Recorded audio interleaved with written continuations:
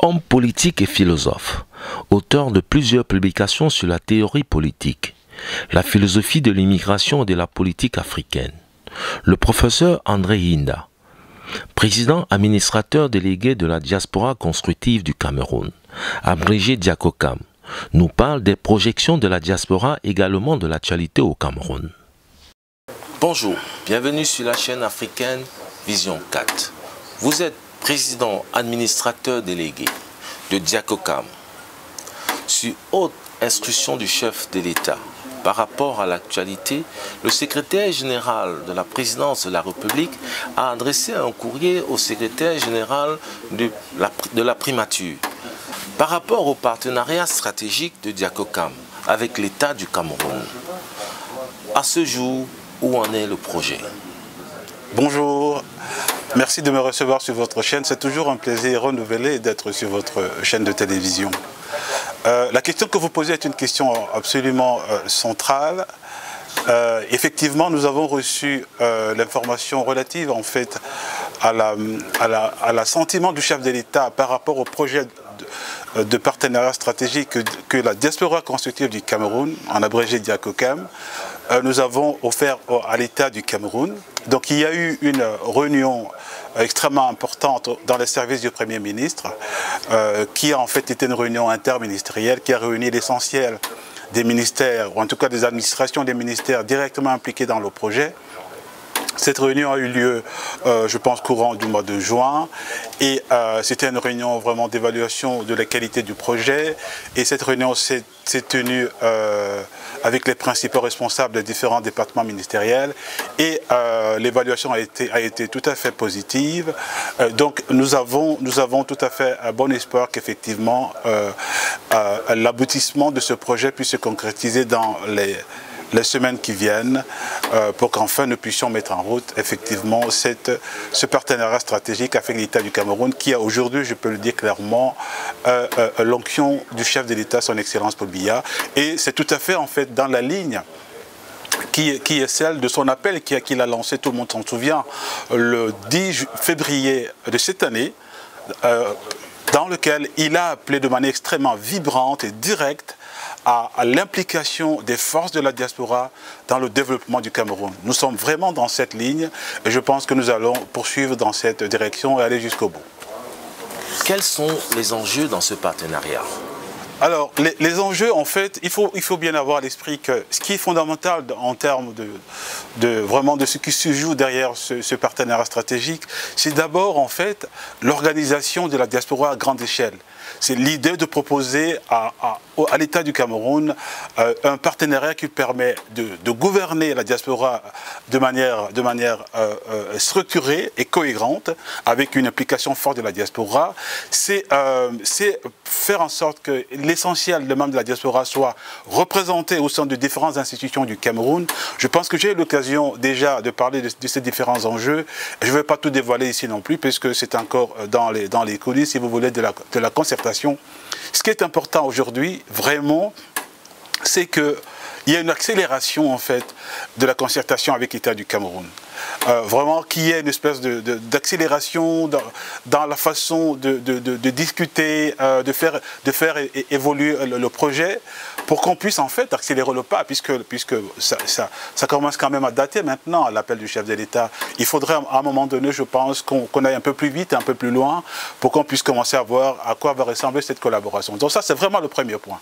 Le deuxième point extrêmement important, c'est, si vous voulez, la capacité à élargir en fait cette concertation en intégrant aussi effectivement des acteurs nouveaux ou tout à fait divers qui n'étaient pas initialement intégrés, pour qu'on puisse effectivement fédérer l'essentiel des synergies pour donner en fait à ce projet un cachet particulier qui, au moment de son éclosion, va, à mon humble avis, faire événement de façon à ce que précisément, dès son lancement, qu'il y ait une dynamique fédératrice qui permette effectivement d'organiser, de structurer la diaspora de manière à la fois cohérente et efficace dans le développement du Cameroun. Quelles sont les attentes aujourd'hui au sein de la diaspora? Alors, les attentes, effectivement, sont nombreuses et très fortes. Mais je crois que principalement, il y a la question de la représentation des Camerounais de l'extérieur, qui est extrêmement importante comme question. Et il faut que cette représentation ne soit pas simplement une représentation de façade, il faut que ce soit une représentation sérieuse, profonde, et qu'elle soit tout à fait équitable, c'est-à-dire qu'on ait vraiment le sentiment, à l'observation de ce qui va se mettre en place, que tous les Camerounais sont représentés de manière équitable en termes d'équilibre interrégional, mais aussi en termes, si vous voulez, de démographie par rapport à la position des différentes communautés diasporiques à travers le monde. Ça, c'est extrêmement important, c'est le premier point, je dirais.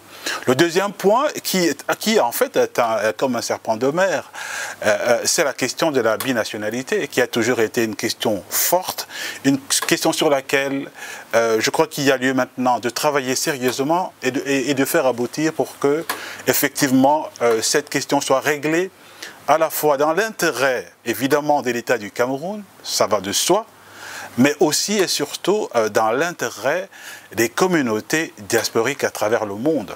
Parce qu'il faut toujours avoir une vision équilibrée de ce type de questions. Ceux qui ont une approche unilatérale en disant il faut absolument que l'État fasse la double nationalité, sans réfléchir aux conséquences de cette action, sans réfléchir à la dimension préparatoire de ce type de processus, à la fois administratif et législatif, je crois qu'ils ne prennent pas la question très au sérieux. Donc je crois qu'il faut prendre la question très au sérieux, et une fois qu'on l'a prise très au sérieux, à ce moment-là, on peut effectivement avancer de manière sereine, de manière prudente, mais de manière tout à fait conséquente. Parce que finalement, ce qui intéresse tout le monde, c'est que cette question soit réglée et que le Cameroun, comme la plupart des nations dans le monde qui se développent, s'ouvre à la question de la nationalité multiple. Voilà.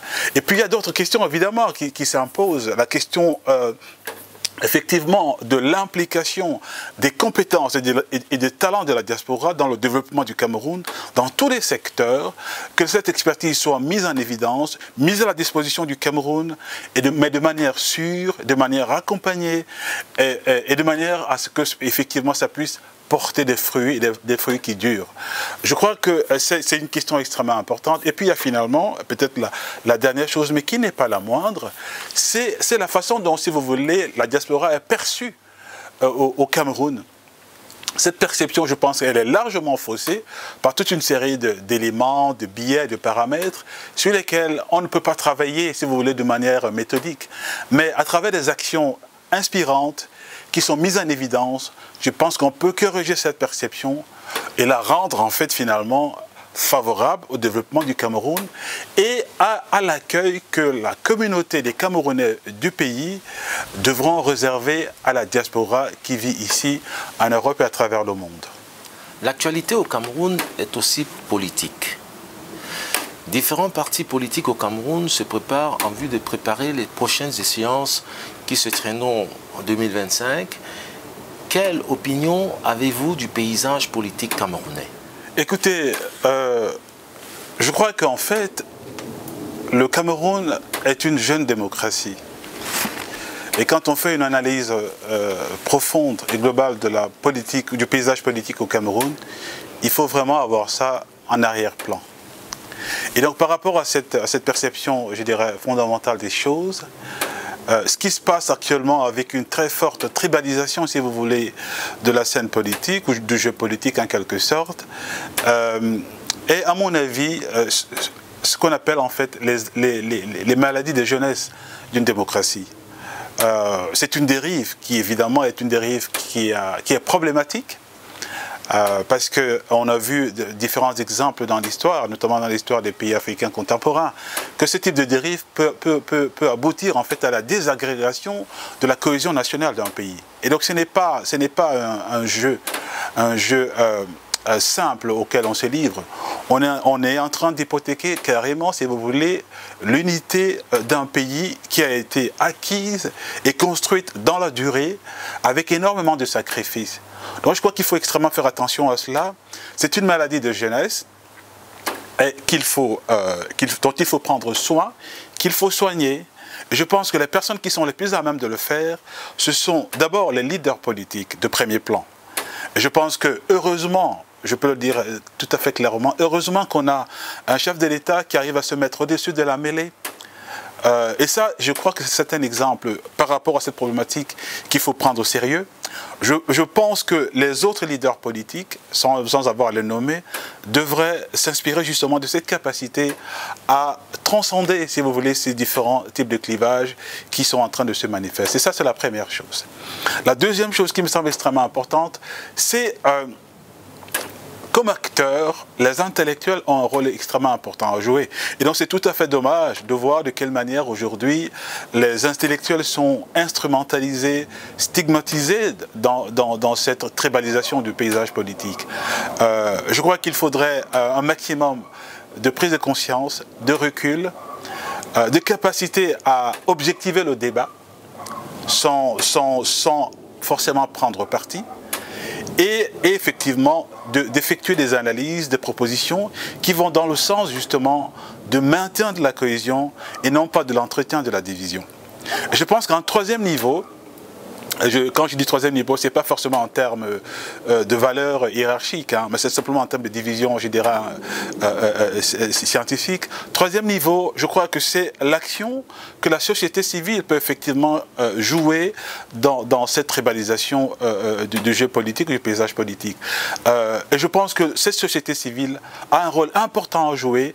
Elle ne peut pas se mettre en marge, elle ne peut pas simplement se focaliser sur des sujets qui intéressent la communauté internationale. Elle doit prendre au sérieux cette question et doit contribuer de manière extrêmement décisive et significative au maintien de la cohésion nationale. Et ça, c'est extrêmement important et ça passe par des idées, des actions, des campagnes de sensibilisation, mais aussi au quotidien, la façon dont on communique sur toute une série de sujets qui intéressent les Camerounais.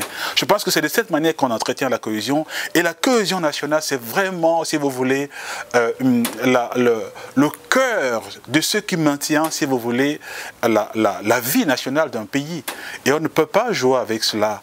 On ne peut pas simplement considérer que c'est un sujet sur lequel on peut discuter comme on peut discuter sur d'autres sujets. Non, c'est un sujet extrêmement sensible, extrêmement particulier. Je crois qu'il faut extrêmement faire attention.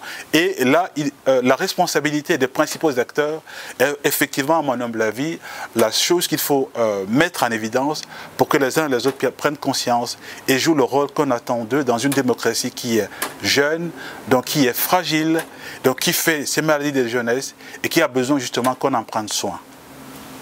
Avec la régionalisation, est-ce que l'on ne risque pas de se retrouver dans un système tribalisé? Et quelles en sont les conséquences? Oui, écoutez, je crois qu'il y a effectivement une extrême sensibilité par rapport à la question tribale au Cameroun. D'ailleurs, je pense qu'il vaut mieux parler de l'ethnicité plus que de la tribalisation. Et la question ethnique, en fait, il faut avoir le courage, je dirais la lucidité, de la considérer en fait comme une simple catégorie sociologique, si on veut, ou anthropologique, de ce qui constitue la nation camerounaise. Et donc il ne faut pas avoir peur de la nommer, de la désigner, et de l'utiliser, si vous voulez, comme une matière politique. Je pense que la difficulté vient du fait que quand on parle de tribalisation, tout de suite on a des schémas extrêmement primaires dans l'esprit et qui rappellent, si vous voulez, des considérations de type colonial dans lesquelles on avait une vision extrêmement négative de la question tribale. Mais quand on dit la question ethnique, déjà on sort, si vous voulez, de cette énonciation, de cette perception négative. Ensuite, la question ethnique, c'est une question, je dirais, qu'il faut prendre comme un simple objet, pas simplement d'étude, c'est certainement un objet d'étude pour les sociologues africains, naturellement, ou les anthropologues, mais c'est aussi et surtout, si vous voulez, pour les praticiens de la politique, c'est avant tout une matière sur laquelle on travaille. Et donc, dans le cas d'espèce, quand on opère le travail de la régionalisation, en fait, c'est-à-dire en fait la redistribution, si vous voulez, de pouvoir à l'échelon national, eh bien, on est tout à fait, je dirais, dans la tradition politique la plus classique de la façon de faire la politique, la façon de gérer un État. Donc, ce n'est pas en soi un problème. Et vous savez, ce type de considération fonctionne un peu partout Le problème de fond, donc, à mon humble avis, ce n'est pas simplement la question de la répartition régionale ou, si vous voulez, la configuration du pays par aire régionale ou ethnie régionale. C'est surtout, si vous voulez, la façon dont la question ethnique est instrumentalisée à des fins politiques, et je dirais même à des fins plutôt politiciennes. Parce que si c'était à des fins politiques, il n'y aurait pas de problème en soi. Mais si c'est à des fins purement politiciennes, donc c'est-à-dire en fait liées à des enjeux de pouvoir, et souvent des enjeux de pouvoir personnel, de pouvoir à court terme, de pouvoir lié à une forme, si vous voulez, de rente financière qui serait liée à l'accès au pouvoir, donc à l'accès aux ressources, c'est ça qui pose problème. Donc c'est la politisation, si vous voulez, de la question ethnique qui fait problème. Et cette politisation ne peut pas être réglée, ne peut pas être résolue simplement par des incantations ou simplement par l'amplification, si vous voulez, des tensions qu'il y a sur le débat national. Je crois qu'il faudrait, à mon humble avis, déjà mettre en place une législation qui permette d'encadrer la façon dont on peut contrôler, sanctionner la politisation à outrance de la question ethnique.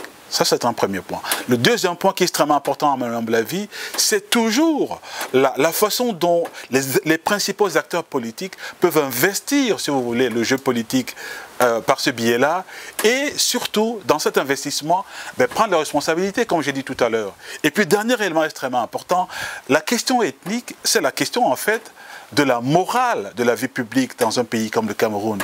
C'est la question de la morale. Comment chaque ethnie, par rapport à ses valeurs, par rapport à ses mœurs, par rapport à son histoire, à son origine, peut faire en sorte que, de manière globale, on puisse assister en fait à une simple recomposition d'une entité, l'entité politique nationale, qui en fait est non pas un millefeuille, si vous voulez, mais une espèce de patchwork qui rend possible, si vous voulez, la relation entre les différentes composantes ethniques ou entre les différentes ethniques.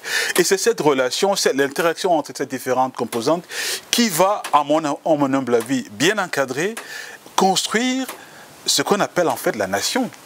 Et la nation camerounaise c'est un phénomène, c'est quelque chose qui existe, mais qui reste encore, à mon humble avis, de l'ordre plus du concept que de la réalité. Le passage du concept à la réalité, eh bien, justement, est quelque chose qui doit suivre le cheminement que je viens de vous dessiner. Et c'est un cheminement qui est délicat, qui n'est pas facile, mais qui se construit au jour le jour et qui peut à tout moment déraper. Et donc, chacun doit prendre ses responsabilités pour faire aboutir la réalité de la nation camerounaise. Chacun doit prendre ses responsabilités pour faire aboutir la réalité du Cameroun. Comment définissez-vous les troubles dans les régions du nord-ouest et du sud-ouest? Est-ce qu'il s'agit d'une situation politique qui demande une analyse approfondie? Écoutez, la situation dans le Nozo demande plus qu'une simple analyse politique approfondie. Et il faut absolument, au niveau où on en est, trouver des solutions. Et ça, c'est vraiment l'une des choses qui, à mon avis, m'intéresse et intéresse la diaspora au premier point.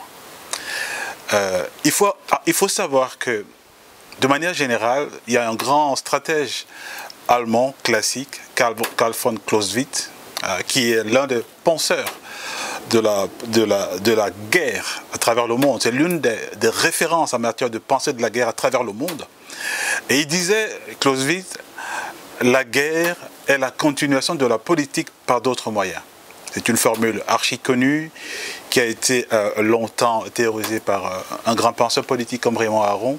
Et donc, si vous voulez, ce principe vaut pour l'ensemble des guerres qui se effectuent à travers le monde entier. Ce principe vaut aussi pour le Nozo. Je crois que s'il y a cette crise aujourd'hui qui se prolonge, c'est parce que la politique a à un moment donné décidé de confier la résolution des difficultés dans cette région aux militaires. C'était une décision qui, à un moment donné, certainement se justifiait, mais qui, aujourd'hui, à mon avis, ne se justifie plus. Je crois qu'il est temps aujourd'hui de reprendre l'initiative politique en main.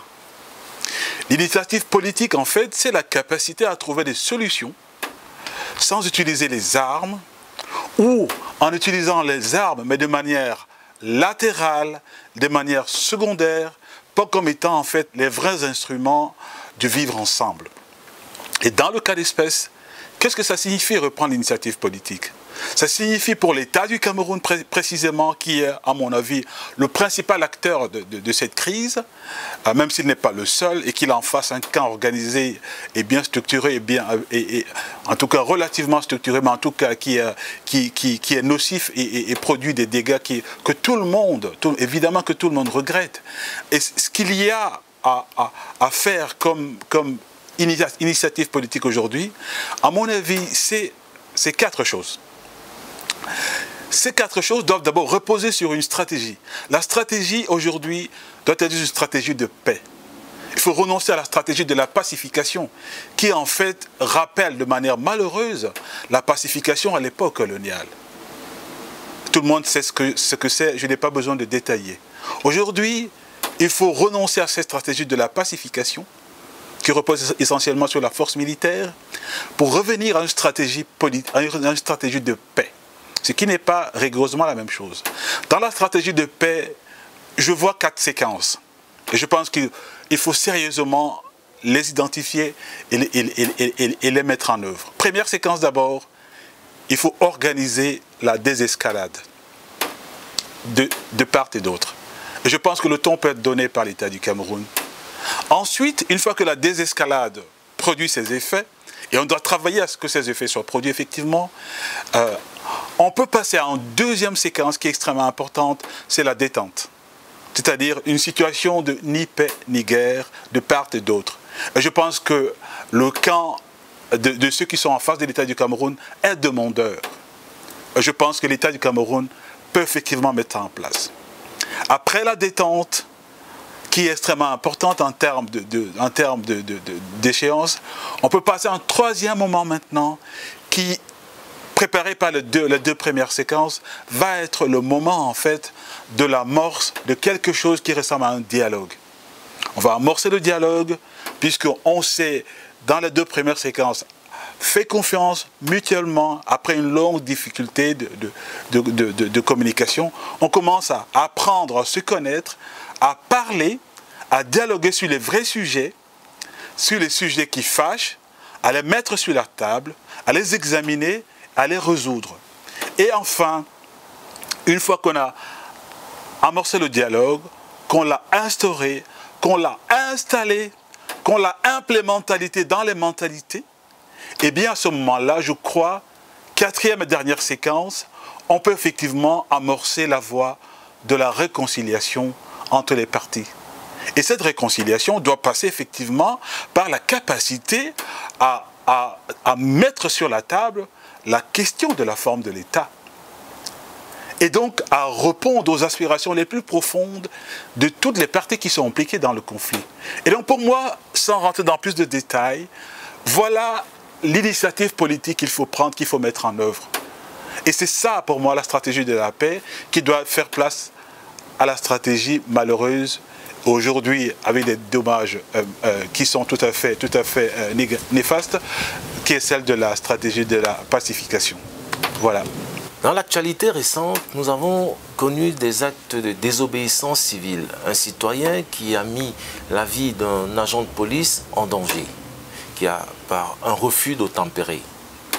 Vu de la diaspora, comment avez-vous vécu cet événement? Moi, je ne parlerai pas, contrairement à vous, d'événements. Je pense que c'est un fait divers et il faut le traiter comme tel.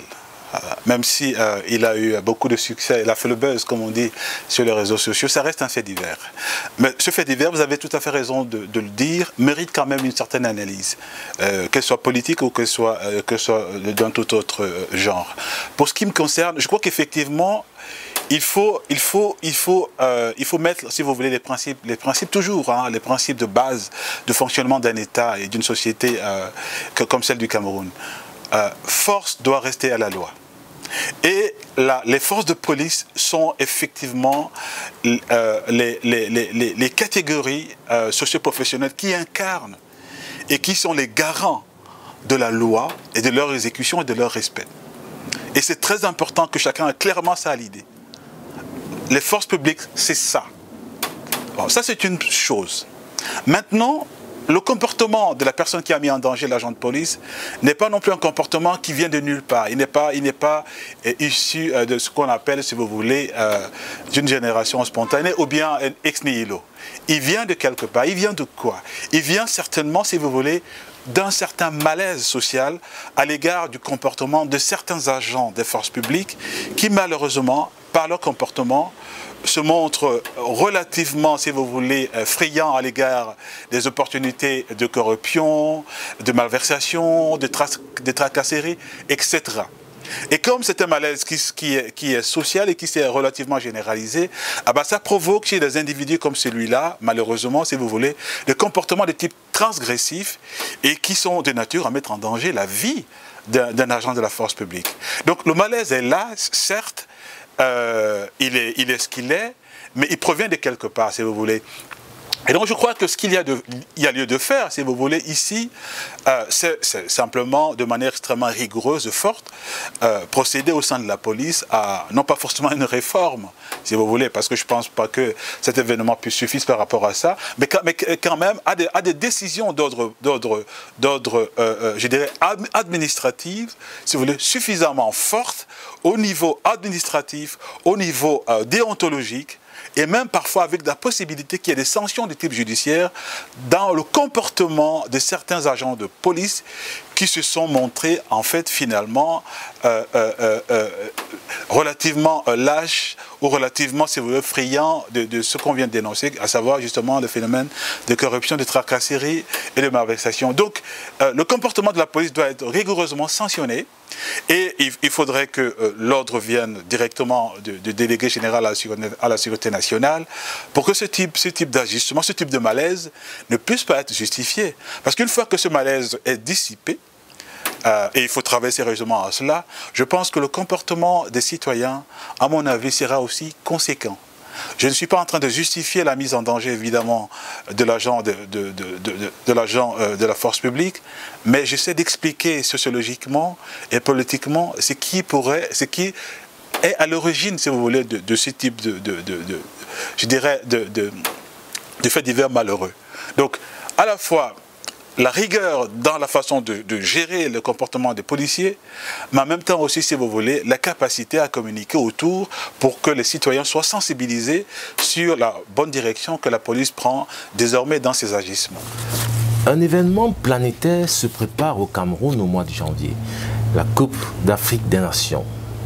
Est-ce que vous suivez ces événements et qu'est-ce que vous en pensez ?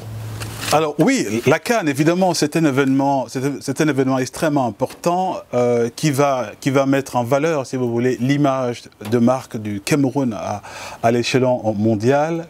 Voilà, et je pense que c'est une bonne chose finalement, parce que si on tient compte de toute une série de petits événements malheureux qui ont terni l'image du Cameroun, c'est très bien que son image soit rehaussée de cette manière-là. Je pense que tout le monde ne peut que s'en réjouir. On sait évidemment qu'il y a eu des péripéties autour de cet événement. Moi, je suis toujours du côté positif de ce qui se fait. Et il y a un grand philosophe qui dit « il vaut mieux parler de quelque chose plutôt que de rien ». Donc, la CAN, c'est quelque chose, et comme ça a lieu, pour moi, c'est une bonne chose qu'il faut retenir, et il faut simplement se réjouir de ce que cet événement puisse réussir au niveau de l'organisation, et ça se présente plutôt bien, en tout cas c'est bien parti pour. Au niveau de la sécurité aussi, que ce soit un succès complet, et évidemment aussi que la compétition sportive en elle-même puisse être un succès. Je pense qu'on ne peut que se réjouir par rapport à ça, et je ne peux, pour mon compte, et comme la plupart, je pense, des membres de la diaspora, souhaiter plein succès aux Lions indomptables du Cameroun, puisqu'ils puissent évidemment faire la meilleure des compétitions, aussi possible même remporter le trophée. C'est sur ces mots que s'achève cette émission. Restez des nôtres pour la suite des programmes. Quant à moi, je vous donne rendez-vous pour la prochaine émission.